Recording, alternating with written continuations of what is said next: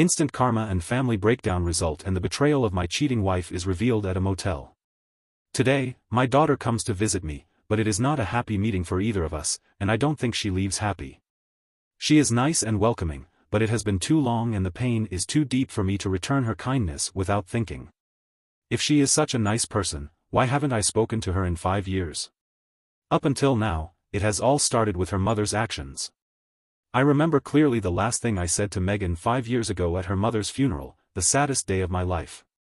I found Megan at the cemetery and told her with all the pain I could muster that she was as non-existent to me as the woman we had just buried. Then I turned to my son, Stuart, and said the same thing to him, pointing my finger in his face and glancing at the shocked onlookers to make it clear that my words applied to them as well. The stunned expressions of my family and friends will haunt me for the rest of my life. The pain of that moment will always be with me. The pain of our broken family. Their mother had died, and their father died that day too. I left with my youngest daughter, Faye, and spent our 25th wedding anniversary with my wife, Connie. I found a huge event. It was a sunny day in June, and all our family and friends gathered together. My father was in a wheelchair and sat at the head table with Connie's parents and our 3 children. Friends and neighbors came to congratulate us and gave us more gifts than we could imagine. Even the town mayor visited with a special gift from him and the town council. Under more than 20 large circus tents, a plaque announced that June 14th was Connie and Mark Jenkins' day. 0 people laughed, ate, and danced until late into the night. When the time came for us to renew our vows, not a dry eye was to be found, especially not mine or Connie's. Although I didn't notice anyone else's tears, I did see our children at the altar, our family sitting hand in the front row, and even our golden retriever bee lying quietly at the preacher's feet. All I could see was Connie, the woman who made me complete, whom I loved and would continue to love, and whom I intended to treasure for the rest of my life. Our oldest daughter Megan had just returned from her honeymoon, which had taken place a month before our celebration. Stuart had just finished his 2nd year of college, and our youngest daughter Faye had just finished her freshman year. It was wonderful to have the family together again. As much as I hated to admit it, I did miss the noise and chaos that the kids brought. I think Connie felt the same way. We were a family again, and it lasted for a while. A few days after our anniversary party, I was returning chairs, tables and other party supplies to the rental company, and accidentally backed the truck into a brand new Lexus in the parking lot. I made a sharp turn and damaged the Lexus's headlight. The police officer who handled the accident report happened to be Greg, a kid Stuart had grown up with and played on many of his sports teams. Greg is now taller than me, and the uniform makes him look even taller. I have watched him grow up, and I feel as proud of him as I would of my own child. After we finished sorting out the paperwork, we chatted for a while, and the last thing he said inspired me. "Mr. Jenkins," Greg held out his hand to shake mine. "I have to get back to the station, but it was good to see you again, and I'm sorry I missed your anniversary party. My family said it was a blast." I shook the hand of a man who I remember from Little League when he tried to steal bases and got ejected from the game every time, but now he's a man and I'm proud to call him my friend. "Oh, and tell Mrs. Jenkins to watch out for those stop signs from now on," he added with a wry smile. "I might not be so lenient next time." I must have looked confused because Greg suddenly looked embarrassed. "Oops, I didn't mean to say that." I could see that he was embarrassed, so I tried to ease the tension and figure out what he meant. "Don't worry, Greg. Connie doesn't always tell me when she gets a ticket, because she thinks I'll get mad and take her license away, but I won't. I let her think that so I can get the upper hand at dinner tonight." "What on earth did you give her a ticket for?" I might have wanted to tease her a little. "Sorry, I shouldn't have brought it up. I don't want anyone to get into trouble. It's no big deal." I smiled even more brightly, assured him that no one was in trouble, and that it was just friendly teasing. "Tell me what happened." "Well, it was a few weeks ago on a Saturday, the 31st. I think your wife was driving away from the Holiday Inn in the parking lot and onto Route 40 without stopping at the stop sign. She didn't hit anyone or disrupt traffic, but she was going too fast, and I had to pull her over and remind her to slow down. Technically, I should have given her a ticket, but since no harm was done, I just gave her a warning and let her go. It's no big deal." "Yes, Greg, you did the right thing. I'll have a word with her and tell her to be more careful in future, and maybe even make fun of her a bit. Thanks for letting me know." After unloading the chairs and tables, I'm glad to see you again. I'm sitting in the truck, thinking back to the conversation I had with Greg 2 weeks ago in St. Andrews. I went to my dad's house over the weekend to help with the housework. He can't do it all by himself anymore. It was also 2 weeks after Megan's wedding. On Saturday, I accompanied my dad to an adult living facility to see if he would consider moving. He didn't really want to, and I knew he wouldn't, but I had to try. I spent the whole day with him on Saturday and got home around 9 p.m. on Sunday. I didn't notice anything unusual, and Connie didn't mention anything about the ticket Greg sent. She said she was at home quietly reading a book. I thought Greg must have remembered it wrong, because Connie would never lie to me, so I put it down to something strange and unexplainable. About a month later, during one of my sister's fortnightly visits, she called to say she'd found Dad lying on the kitchen floor. He'd fallen that morning and couldn't get himself back into his wheelchair. She said he wasn't hurt, just embarrassed. I immediately planned to spend Saturday with him and persuaded him to move to a smaller place where he could get more help. Maybe this time he'll be scared enough to listen to me, but he's stubborn. Since Stuart and Faye came home for the summer, I've demanded or forced them to come with me. I play the guilt card, you haven't seen Grandpa in ages, and he won't be here forever. They agreed. Connie said she would enjoy a quiet day and looked forward to finishing her book during the hour-long drive. STE told me about a girl he liked in Philosophy 101, and FA said she wanted to focus on college and not worry about boyfriends. There was plenty of time after school. She said we had a pleasant discussion about their points, which naturally led to my telling the story of how their mother and I met and fell in love for the 100th time, probably. Dad was more active than he had been for some time. He was more active than he had been for some time when the kids hugged him and sat down to listen to the story he was repeating. We had brunch, chatted, and enjoyed the morning until noon. He dozed off in his chair, so we all dispersed to let him rest. Hey, you guys stay here and watch Grandpa, I'll be right back. I want to go get something to cut down that old dead tree in the backyard before it falls on the house. Stuart and Faye were watching Grandpa in the living room while watching TV.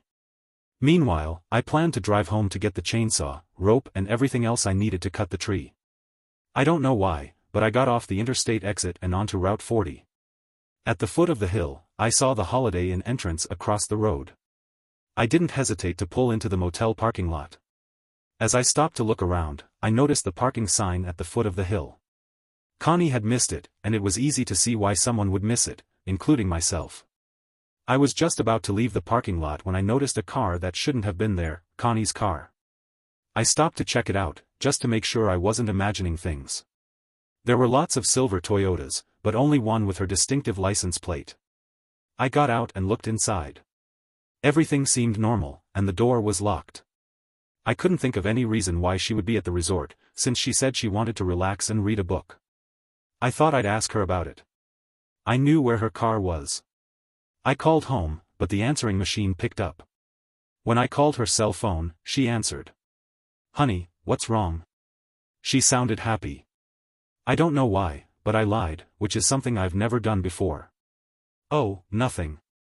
I'm at the grocery store getting Dad something, and then I'll give you a call. I tried calling home, and since you didn't answer, I tried your cell phone. Where are you? I'm at the mall. I finished reading and wanted to go shopping. You don't mind, do you? Wow, she just lied to me, or at least I think she did. Don't spend the kids' college money. When will you be home? Around 6, I think. Do you want me to cook? She asked. No, I don't feel very well. I might stay at Dad's tonight and drop the kids off at home. I'll let you know. I answered.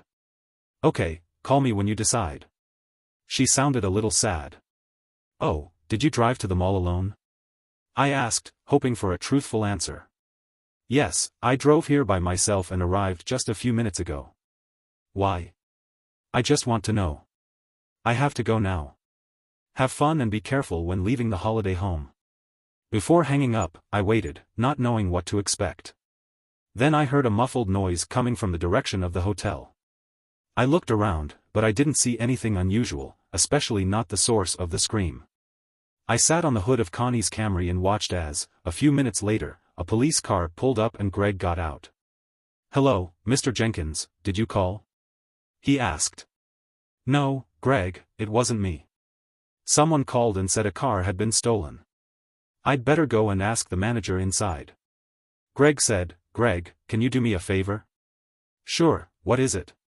When you go in, can you see if Mrs. Jenkins is there and who she's with? I'll wait here. Okay, wait. Oh, no, I'm sorry, Mr. Jenkins. I'll be right back. I'll find out what happened and come back to you. I'm really sorry. Greg said, visibly flustered, before getting back in his cruiser and driving towards the entrance. I waited anxiously, but nothing happened. It felt like an eternity, and then, from a distance, the sound of a loud siren grew louder and louder until it reached the motel entrance and stopped. Paramedics appeared and, shortly afterwards, carried someone into an ambulance. Greg drove up to me with a serious expression on his face. I'm sorry, Mr. Jenkins, there's been an accident. Your wife's been taken to the county hospital in the ambulance. She tried to run through a sliding glass door, which luckily didn't break, but she has some serious bruising and a cut above her eye. She's very upset. The man she was with when the ambulance arrived left. I have his information and a statement, which I can't show you now, but you can come to the police station tomorrow and request to see it again under the Freedom of Information Act. I'm really sorry about this. You and Mrs. Jenkins was like family to me, and he reached out to me, but I couldn't respond until he drove away, when I couldn't hold back the tears. Somehow I drove back to Dad's house, stood in the driveway, where I'd sensed something was wrong a few days ago, and ran out to ask what was wrong. I was at a loss for words, and she got more and more worried until I finally broke down in tears in front of her. I'd never cried in front of the kids before, seeing their father in such pain, in so much pain. Faye started crying too, and Stuart joined us while he sobbed. I told them that their mother was in the hospital and that they needed to go and see her. I didn't go into detail or explain what had just happened, but it wasn't long before they were in the car and ready to go. I handed Stuart the keys and said I wasn't going to stay with them tonight. They looked at me with concern, but they drove off anyway. After making sure that Dad was okay, I collapsed on the sofa, my heart racing. I stared at the floor and couldn't stop crying. Dad came over and sat next to me. What are you thinking about? Mark, what's troubling you? I'd never discussed personal matters with my father. He was old-fashioned and always hid and controlled his emotions.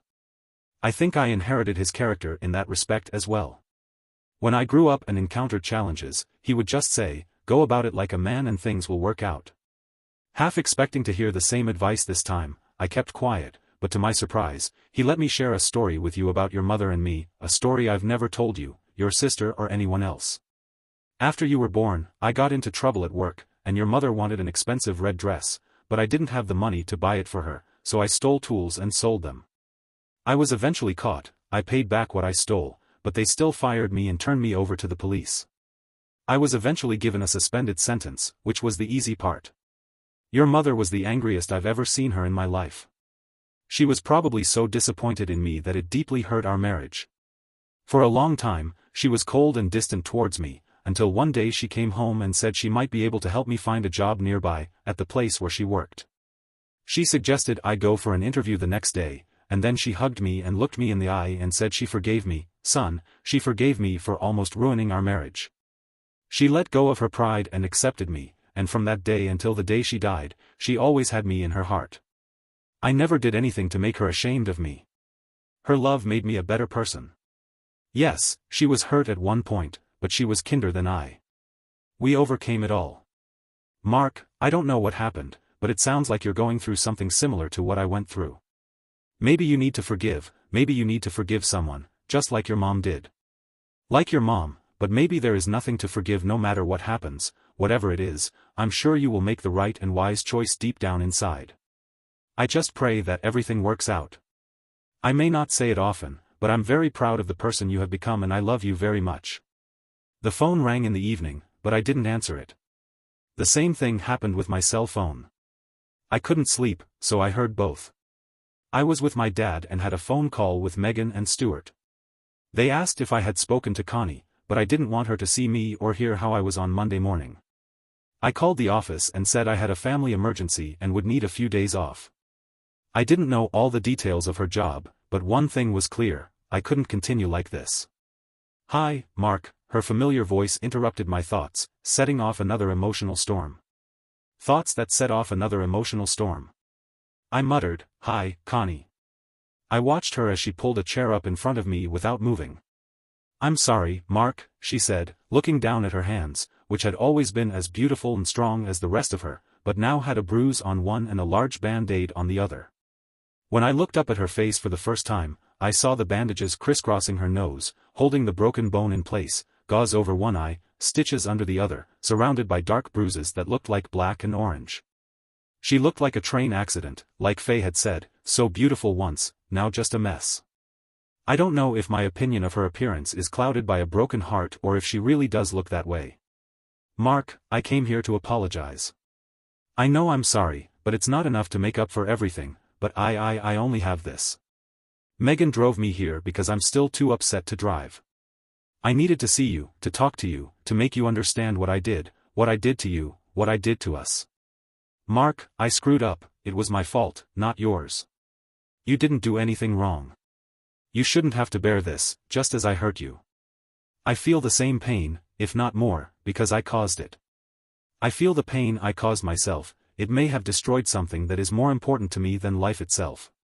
Mark, I want to explain what happened, maybe not, I don't want to hear any explanation from you, because what I know now is tearing me apart inside. If I hear more, it may destroy me. Please don't say anything, but Mark, if you understand what happened, there may be a chance to forgive me. I don't want to lose you. I love you, and you need to understand why I was weak and did what I did. Otherwise, everything started with, damn it, I told you I didn't want to hear it, but Mark, you have to hear me out, it's the only way we can get out of this mess, and the only way we can heal and make up. Mark, please listen to me. I refuse, I stand up and walk away, leaving her crying and touching her bruised hands. Dad, please listen to her, Megan pleaded, following me into the kitchen. She needs you to hear her out and forgive her. She wants to explain what happened and apologize so we can move on with our lives.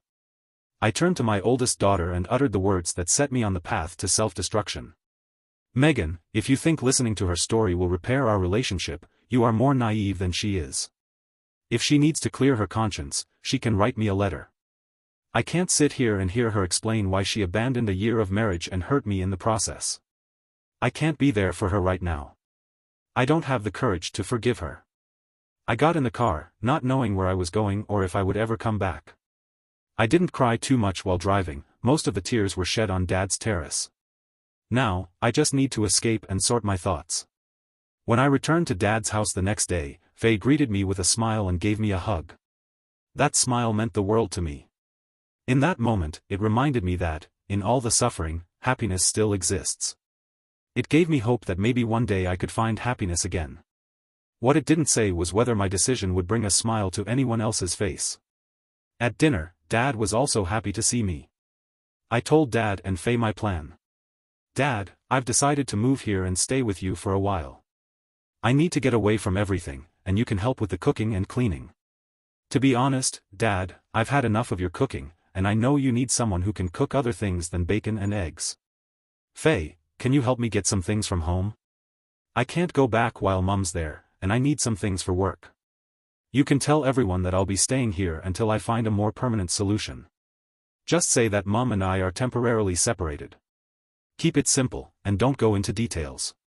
Sure, Dad, I'll go back tonight and get the things you need. Just give me a list. I'll tell Mom that I'm staying here and that I'll contact her when I'm ready. I handed her the list and discussed the new living arrangements with Dad. From his expression, I could tell that he was happy to have me back, but he was also troubled by the situation.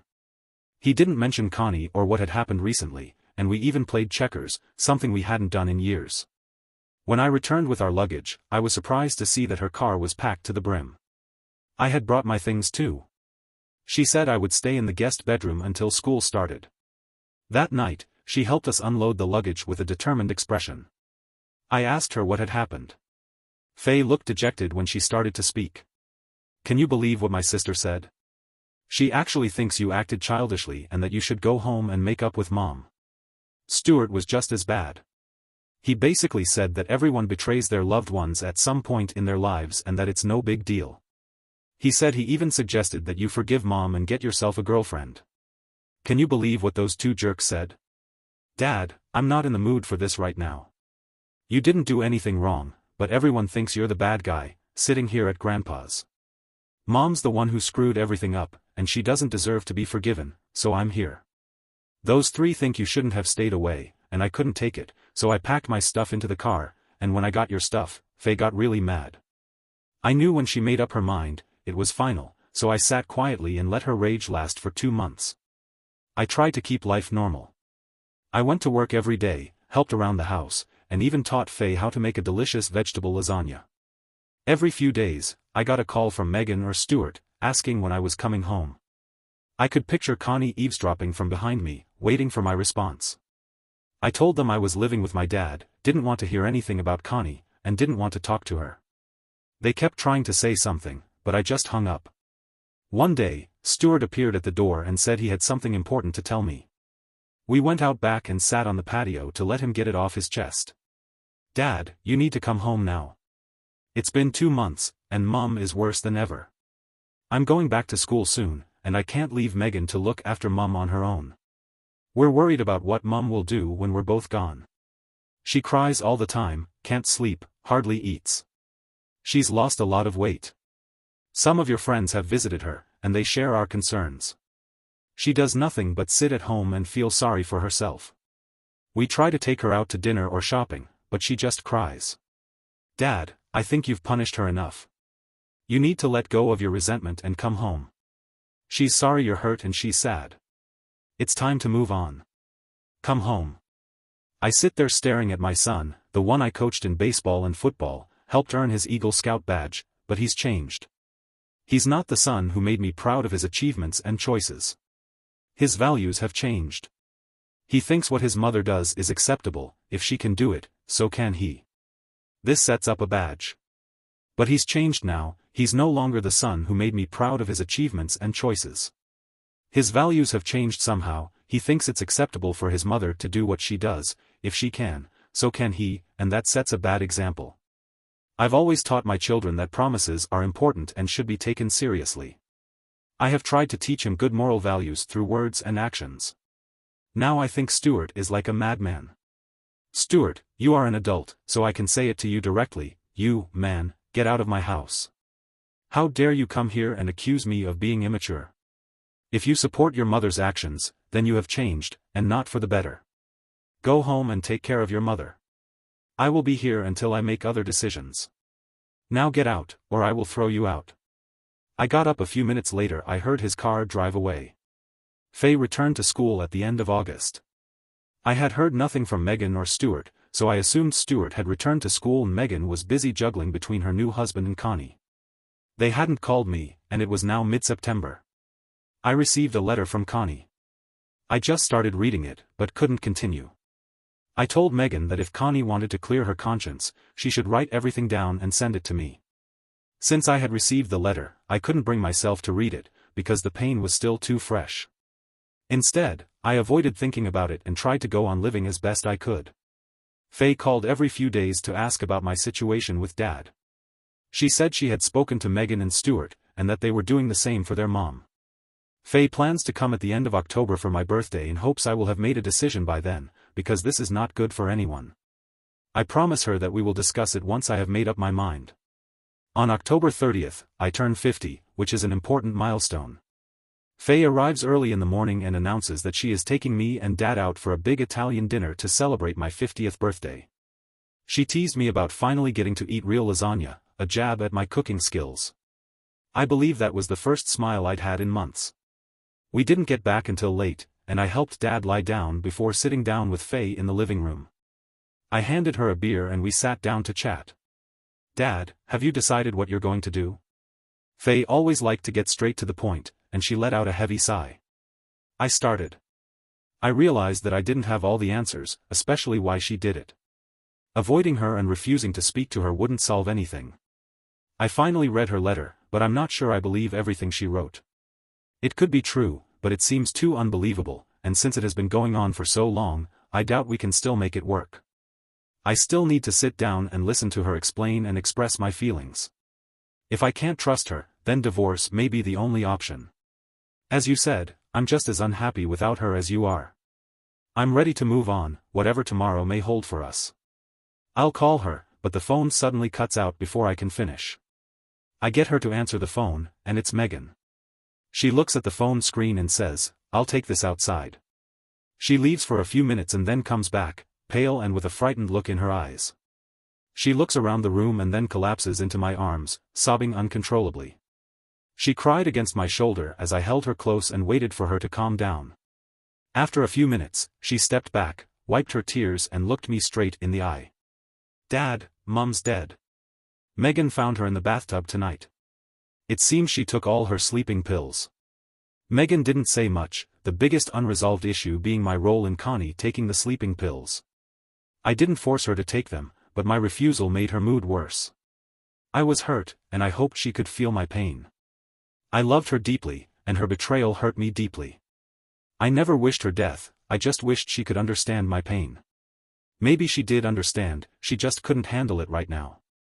I can never be sure. All I know is that her infidelity destroyed our marriage, and my actions may have driven her to her death. We both made mistakes. May God forgive us. Tomorrow is Connie's funeral, my final farewell to her. I must remain calm and face our friends and family and say goodbye to her without breaking down. As I turn around, the front door slams shut, and Megan comes towards me through the back door. "Megan, are you okay?" I sat down in the lawn chair opposite her and whispered, "No, actually I'm not." We sat in silence, sorting our thoughts, listening to the rustle of the leaves in the night. The breeze blew, and Megan glanced at me and said, "You know, if you had gone home and forgiven her, none of this would have happened. She made a mistake, and I'm sure you have too. She forgave you because she couldn't live without you. Your pride killed her." There I sat, my own daughter blaming me for the death of my wife, no matter how many times I had said or thought that I had done nothing wrong, that I had not cheated, that I had not lied to our friends and family, that I had not swallowed sleeping pills for 6 months to ease my guilt. Tomorrow would be hard. Everyone would be back here after the funeral. There would be a crowd. You don't have to do anything. You don't even have to be here if you don't want to. Stuart and Mum's friends will help out with everything. So you don't have to worry about it now. Megan didn't even want me at the after-party. Maybe I was too emotional and stressed out to understand her. One thing was for sure, I didn't want to argue with my daughter on the eve of my mother's funeral. I got up, walked into the house, and went to the family room where I slept. I gathered up all the bedding and put it in the laundry basket, then put on a suit and tie and went downstairs. The kids were already dressed and waiting in the living room. Dad looks tired. Faye comes over and ties my tie for me, just like her mother did for me countless times before. I kiss her forehead and take her hand as we walk together to the waiting limousine. Faye keeps holding my hand, doesn't speak to anyone or to me, just sits quietly with her head bowed. When we arrive at the funeral home, there are many friends milling about in the foyer. We walk into the crowd, a path is made for us, and we head for the viewing room. All eyes were focused on me, but as I passed our friends and neighbors, I noticed something strange. Many people's faces showed not sympathy, but a look of disdain or even contempt. When I nodded to a few people to say hello, they quickly turned away to talk to someone else. My boss shook my hand and offered his condolences, but the people around him also wore the same strange hostility. Only he spoke to me. The children received sympathetic looks as they passed by. I was confused by those I already knew well. I didn't have much experience with funerals, the only time I had been deeply involved was my mother's funeral, and this one was completely different from hers. Faye walked with me to the casket, and we knelt down to say our final goodbyes. Soft organ music played in the background, but I could still hear the murmuring of the crowd behind us. I silently prayed, catching fragments of their mumbled words. The heartless man walked out on her, the son of the hypocritical witch he had made, and you ended her life. Faye squeezed my hand, sharing the pain of the harsh words we had heard. Instead of the usual funeral music, Connie's favorite touching hymns were played at the funeral. It was surprising that Connie's friends did not recognize Faye and me after talking to Megan and Stuart. Several friends spoke, and Megan ended with an appeal for mercy and forgiveness, comparing it to Jesus' attitude towards those who crucified him. The cemetery was cold and quiet. We listened to the pastor's final words at the end of the ceremony, and everyone offered a red rose to Connie's coffin. I went first, followed by Faye, then Megan and Stuart. My father's friend pushed him past the coffin and then left. I was emotional and confronted Megan and Stuart. I told them bitterly that they were dead to me because they had spread lies and painted me in a negative light. I said this in front of everyone, then left with Faye, instructing the limo driver to leave as quickly as possible. Leaving quickly, leaving Megan and Stuart on the curb, where only a few people, including my boss and his wife and 2 neighbors, later joined the party. Megan and Stuart supported each other at her house. Later, Faye explained that many people believed I had wronged Connie, causing her death, and now felt responsible. Faye returned to school, leaving me feeling lonely. Her visits during breaks were the highlight of my lonely days. Megan was busy with her in-laws, and Stuart was either at school or elsewhere during the breaks. I focused on work to distract myself from my grief, often haunted at night by memories of my late wife Connie and her former neighbor John Jablonski, who even attended our 25th anniversary. As time passed, the pain eased somewhat. Megan named her children Connie and Chance, but I have yet to meet them. Stuart married a college girlfriend, but eventually divorced her, following in his mother's footsteps by cheating. He moved to California, and since the funeral Faye has kept me updated on their lives, reminding me that despite everything, they are still my children. At work, my boss became my main supporter, giving me space when I needed it while also pushing me to improve, which led to my promotion to senior manager in Florida. I moved to Orlando, sold my old house, started a new life, and found a companion for my dog B to ensure that he settled in well. We are both doing well in our new home. In Maryland, I lost most of my friends, and only a few remain in touch. A year after my father's death, Connie passed away. No one invited me out, just me and Faye. She graduated first in her class and got a good job in Florida. She is staying with me for now, and I don't want her to move out. These past 5 years have been tough. I've lost almost everything except for Phoebe. I don't want to feel like a lonely old man with just my dog for company. I've started writing again, which has been a long-time hobby of mine. I used to just write business reports, but recently I've started writing short stories and even sold a few over the weekend. What started as just an idea for a story has turned into a manuscript about a difficult time in my life. Although it was hard to relive painful memories, writing healed me. I finished the draft, but kept it in my study under lock and key to hone my writing. I took a creative writing class at the local community college, and most of my classmates were younger and had less experience than me, but I formed friendships with 2 other older students, Maurice and Alicia. Maurice was writing the history of his family's civil war, while Alicia was a widow whose mother had moved to Florida with 5 children to start a new life and explore new interests through college courses. The more I talked to Alicia, the more I realized we had a lot in common. I'd always believed that you should listen more and talk less on a date, because there will be a quiz afterwards. I watched Alicia closely, taking mental notes as she spoke.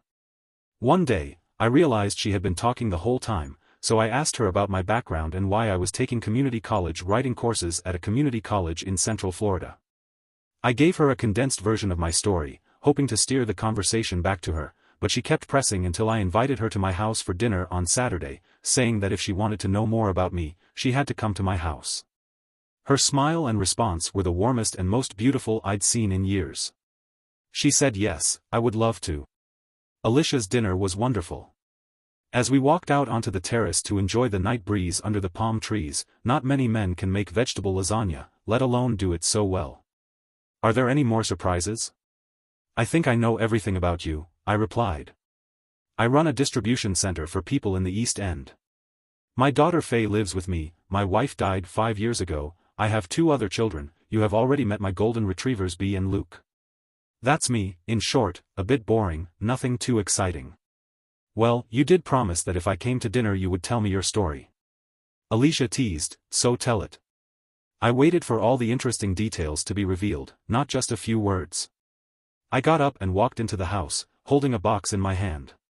It contained my novel, the story of the most important event in my life.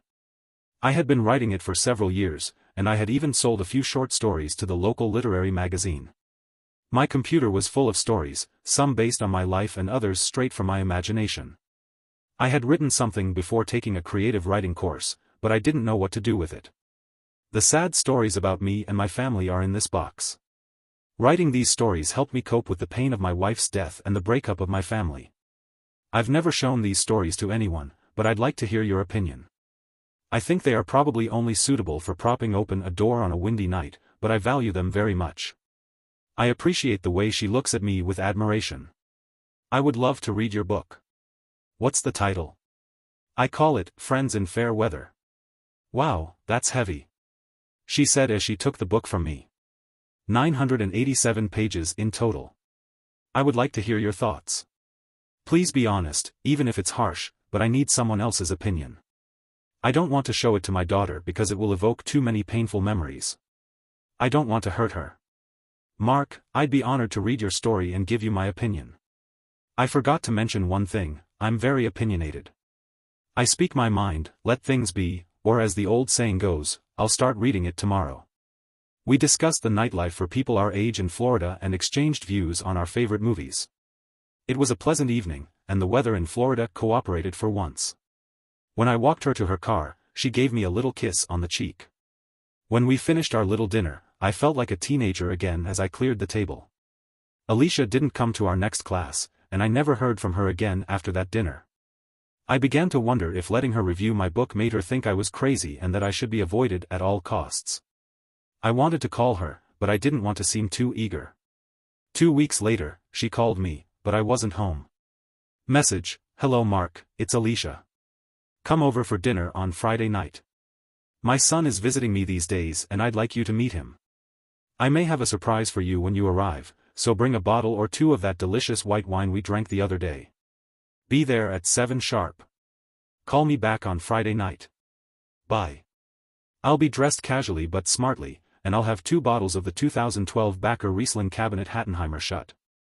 I read in an Orlando local magazine that it was one of the best white wines of the year, and since I don't know much about wine, I decided to trust the writer. It goes well with lasagna, and I hope it goes well with whatever Alicia prepares. Hi, Mark, come on in. Alicia greets me warmly and shows me around her home. When we reach the terrace, I see a table set with candles and wine glasses. A man steps out from between 2 orange trees and walks into the light by the table. Mark, I want you to meet my son Barry. Barry, this is Mark Jenkins. Nice to meet you. Barry says, as we shake hands, that my mother has said a lot of nice things about you. She has a good impression of you, which is not easy. I'm glad you think so too, Barry. But what she told you was probably all some made-up story we made up in creative writing class. Made-up stories in class. I'm also very nervous, and the reason my son came to see you tonight is because I did something you probably won't approve of. If I had asked your opinion first, but I did it anyway, it's too late to change now. If you're going to be angry, then be angry. Here's the thing, I read your book, just 2 days, and it blew me away. I couldn't put it down once I started halfway through, and it was the most inspiring, gripping novel I've ever read. I cried at the end of the chapter where you move in with your father after the apocalypse. I cried again at the part about your kids. Mark, this is the best book I've ever read, and I have to share it with my son. I sent it to him, and he read it as usual. He doesn't read books by unknown authors without being asked, but he read this one for me and he liked it. And wants to help you edit it so we can publish it. Isn't that wonderful? I sat there looking at her, and she smiled back at me. I didn't know what to say or do, I probably looked stupid, but there was nothing I could do about it. When I glanced over at Barry, he smiled back at me and continued ere his mother had left off. Mum was right. Mr. Jenkins, this is the best first novel I've ever read. I worked at an apprenticeship publishing house in New York. I processed submissions from new authors, about 100 books a month. I would review them first, and then give them to 2 other reviewers. If we all thought it was good, we would help edit it and prepare it for publication. We want to publish your book. We'll talk about the details later. For now, congratulations. This is an outstanding book. It's going to be a huge success.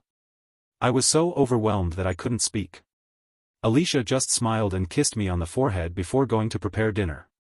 During dinner, we started discussing my book, sometimes getting emotional.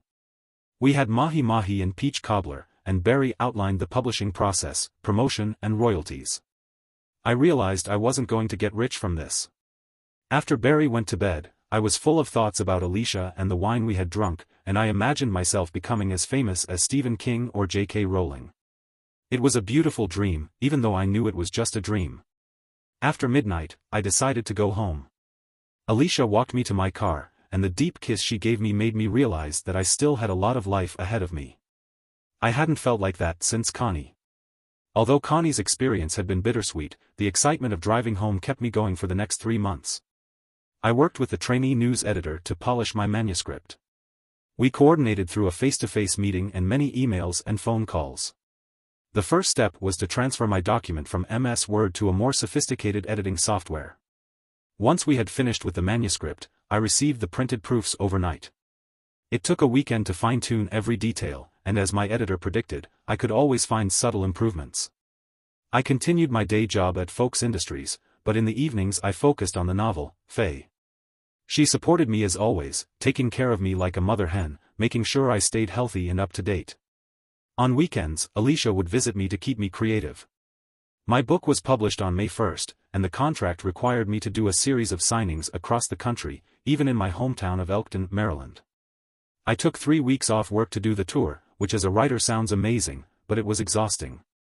For 28 days, I traveled by plane or train to different cities, staying in hotels for very short periods of time, signing autographs non-stop and discussing the impact of my book with fans.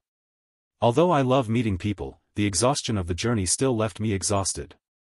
Alicia surprised me by attending 2 of the signings, which made the whole event even more enjoyable. She played the shy fan, while I played the glamorous author. She returned to my hometown for the final stop, which I had requested as a finale, to thank them for arranging it all.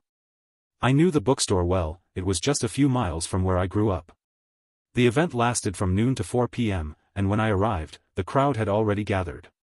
It included familiar faces like my old boss and his wife, who were waiting at a table with about 50 of my books and a big poster of me next to it.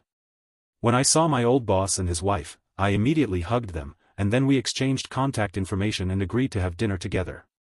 I was so happy to see them that I almost forgot the long line of people waiting behind them.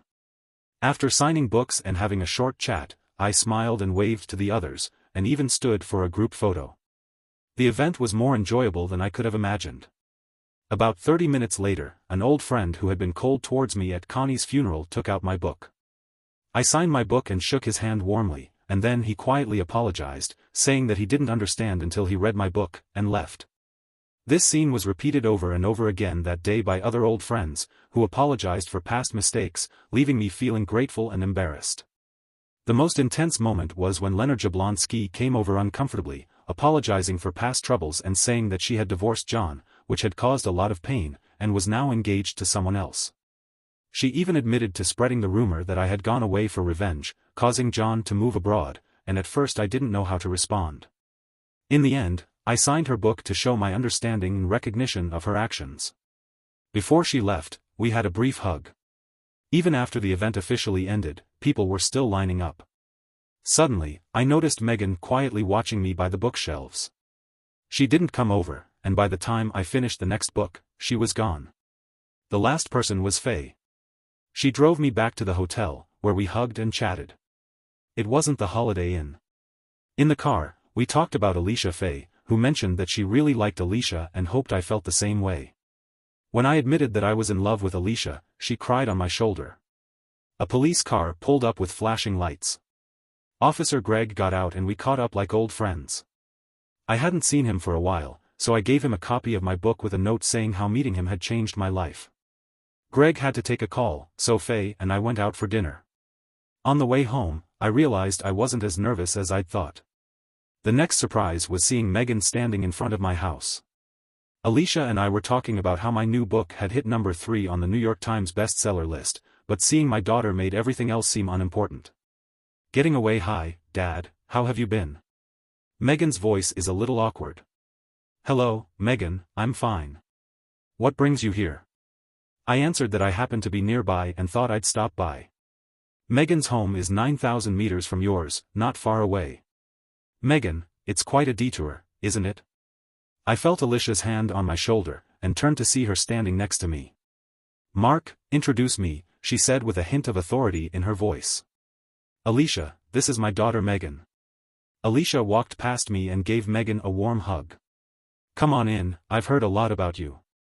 The two women completely ignored me, walked into the living room, sat down and chatted happily for an hour, leaving me to clean the kitchen and do the rest of the household chores. I passed through the living room several times while cleaning, and they were having a lively conversation, laughing together. Alicia admired the photos of Megan's children, which she showed to her lover and said, "Come, go out with us." Alicia finally called to me, and I understood that this was an order, so I walked over to her and sat down. She took my hand, not so much out of affection as to keep me there. Megan glanced down at our joined fingers, and the awkwardness seemed to last for a long time. "Well, since you two aren't going to say anything, I will," Alicia said firmly. "Mark, I invited Megan here because she has something to say to you. I knew you wouldn't invite her, so I did. I know this is your home, but if you want me to continue to be a guest, you will sit here and listen to her."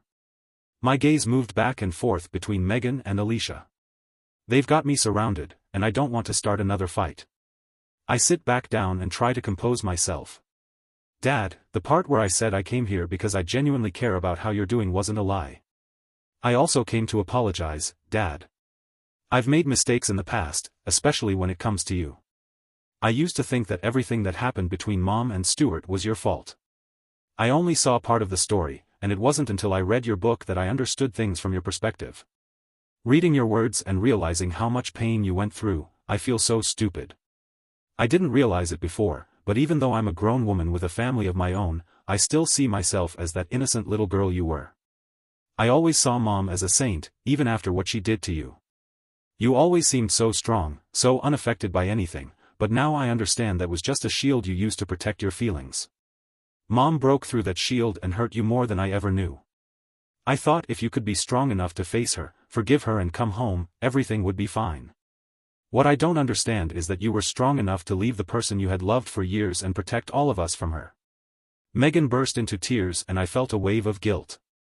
Alicia looked at me expectantly, waiting for my answer. I decided to postpone my answer and think about it first. "What about Stuart?" I asked Megan. "How did he feel about me? Did he know you were coming here?" "Stuart's situation isn't good. Mom's behavior hurt him the most. After Laurie found out about his affair and the divorce, he moved to California and started living a wild lifestyle. He changed girlfriends one after the other, and I heard that he even got into trouble with a married woman's husband and had to leave the city. Stuart still thinks that cheating on his wife is no big deal. He doesn't know that I'm here, and I don't care what he thinks." Megan's outburst didn't leave me much time to decide what to do next, so I chose to postpone again. "Megan, what are your plans now? Are you staying in town? Do you have somewhere to stay?" "I'm staying with Faye. She wants me to see her new apartment, so I'll stay there for a few days before going home. I'll think about everything you've said today and let you know what I decide. It's the best I can do at the moment, Dad. To be honest, I didn't even think you'd say that. Thank you. I'm going to Faye's now. Alicia, it was nice to finally meet you. I hope we can meet again soon. Take care of my dad and thank Megan for me." Coming and going in a hurry, I had a lot to think about, but this time Alicia was by my side, guiding me away from any hasty decisions. After the Caribbean cruise, the Apprentice newspaper's sunny weather friend rewards topped the New York Times bestseller list. The trip was special because it allowed me to meet my two grandchildren, ages 2 and 4, and take Alicia to my hometown during the visit. Alicia has had a grandparent to help her through some difficult times. The highlight of the trip was when I announced our engagement to Megan over dinner with the family. It was a decision I made on the cruise. Faye is already planning the wedding, and we will soon visit Alicia's children to share the good news. Looking back, Alicia and I have both cherished the way our lives have unfolded, from youthful dreams to a reality full of love and second chances. After spending so many years with Connie, I look forward to writing a new chapter with Alicia and maybe even another book.